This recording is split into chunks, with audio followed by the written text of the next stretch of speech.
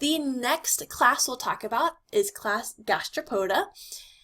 And I like the name of this one because gastro refers to stomach. And then we have seen pod quite a lot. This refers to foot. Stomach foot is their name. And you're like, why? Why is it called the stomach foot? And we'll talk about that in a moment. So organisms in class Gastropoda have one shell. So bivalves have two shells. Gastropods have one shell, except the slugs. The slugs are the ones that obviously are lacking a shell. But if you look at this slug, you notice, I'm going to kind of outline it here, you notice that part of the skin's a little bit different. This is the mantle. This is what would have created a shell if it had a shell. This is not a naked snail. Snails look very, very different. Snails grow into their shell, like literally. They are part of their shell, and that's what this picture is up here. You may have heard of a conch shell before. Well, here's the conch animal, right? Here's the actual snail that lives inside of this organism. So anyway, those that are in gastropods, they have one shell unless we're talking about the slugs. Now here's why they are called the stomach feet. It is very easy to assume that its mouth is right here and its anus is at the end of the body. You would think that's how its body plan was, but it's not. The way its body plan is here's the mouth, and I'll trace it down here. So here's the mouth, and the digestive system curves inside the shell, and the anus is actually at the base of its shell, and so it poops on itself. The gastro, the stomach part, is resting on top of the foot, and because it's resting on top of the foot, that's why all of its excrement gets released on top of its head, which is part of its foot. So very, very interesting, because you might have, again, understandably assumed it eats here and then it releases waste there. But that's not how it works. It curves within its shell. Now you may be wondering, well, what about slugs? Like, slugs don't have a shell.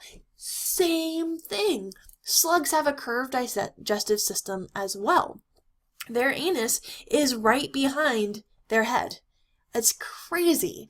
It's not negatively impacting them, right? If it was, then we wouldn't have these organisms anymore. But kind of cool and weird that this exists in these organisms. Part of the reason why it might have just made more sense, right? You got a lot of room in your shell, might as well as put a lot of those organs up there. All right, we got one more class. And the last class that we're going to talk about is Cephalopoda. So cephalo referring to head, and poda, again, foot. So these are the head foots.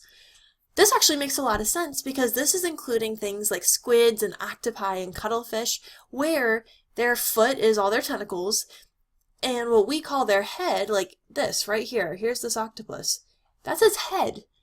It's not, though. In these organisms, what we call head, because that's what it looks like, that is actually the visceral mass. Inside of there, that's where all the organs are found. Digestive organs, respiratory organs, reproductive organs, they're all found in what we look at it and we call it a head, but that's really just the body of the organism. But that's just where the name Cephalopoda comes from. So a lot of cool organisms found in Cephalopoda. And what's really cool about these is very, very few organisms can change their colors. And one of the organisms that can are these guys. They have these specialized cells inside of their skin called chromatophores. And chroma is referring to color. So they have these specialized cells, and I like to think of it, if you've ever looked really close, like really close to a TV, a single pixel actually has 3 bands. I think it's red, blue, and yellow. Or no, red, blue, green, yeah. So RBG. That's what a pixel is actually made up of. And the way the color comes out is they might put a whole bunch of red and not a lot of blue or green, so it looks more red. Or if they want a yellow color, they blend this one and this one together. So you're not getting the true color per se. What you're getting is different ratios of this red, blue, and green together. That's kind of how chromatophores work. They don't have these cells that make 20 different colors. Instead, they have only a couple color chromatophores, but if that chromatophore is really large, then it's going to show one color, or if it's really small and a different color is a little bit larger, it's going to come off differently. Now these are microscopic, right? You can get as close to an octopus as you want, you're not going to see them. But there's trillions of them on their skin, and it's just the ratio of how large they are to one another that is actually controlling the color that they look, which is really cool. And a lot of it can't be controlled. If you guys remember, very early in the semester, we watched a video about chromatophores in cuttlefish, and how cuttlefish can change their color even in the dark. So they think there's some sort of environmental response that the skin is responding to. So anyway, there's a video here. This is actually our last slide.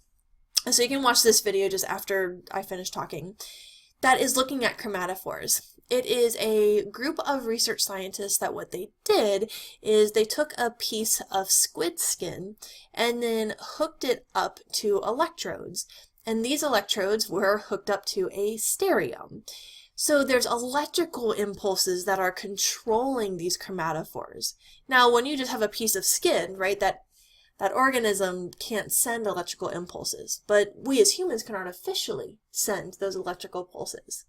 And so they've hooked up the skin to electrical pulses through a stereo, and they play a song, and you can see how the chromatophores change in size based to the beats of the song, which I think is kind of cool. But in the video, just pay attention to how there's not that many colors, right? And it's really the change of size of those chromatophores that are impacting the color of these different organisms. So this is the end of the video. I have that link popping up. Go check that out and just kind of see how these chromatophores do what they do.